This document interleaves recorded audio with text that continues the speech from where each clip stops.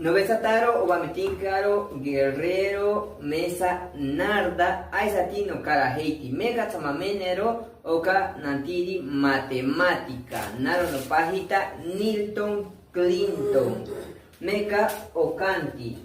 Una circunferencia del radio de 25 centímetros y tiene su centro en el origen. ¿Cuál es su ecuación?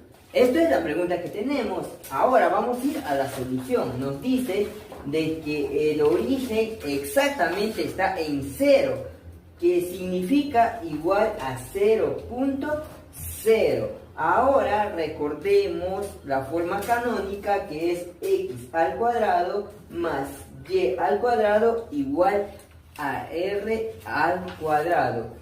Fácilmente nos dice el 25 centímetros necesitamos subir al cuadrado. Es por ello que r igual 25 centímetros del radio al cuadrado igual, en este caso abrimos paréntesis, 25 centímetros al cuadrado es igual a 625 centímetros al cuadrado. Ahora tenemos el resultado final, que es x al cuadrado más y al cuadrado igual a 625 centímetros al cuadrado. A continuación pasaré a mi compañero a explicar el siguiente problema.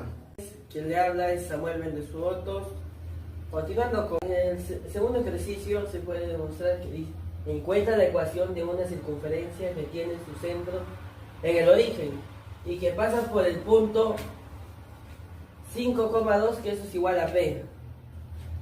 En la solución, ¿qué es lo que vamos a hacer? Ya como nos dan acá el punto, primero vamos a plantear la fórmula general, que es r elevado al cuadrado igual a g, a x menos h, todo esto elevado al cuadrado, más y menos k elevado al cuadrado. Una vez que hemos tenido esos datos, ¿qué vamos a hacer? Reemplazar.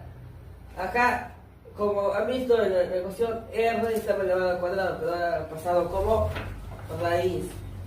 Reemplazamos x5 menos 0 elevado al cuadrado más 2 menos 0 elevado al cuadrado.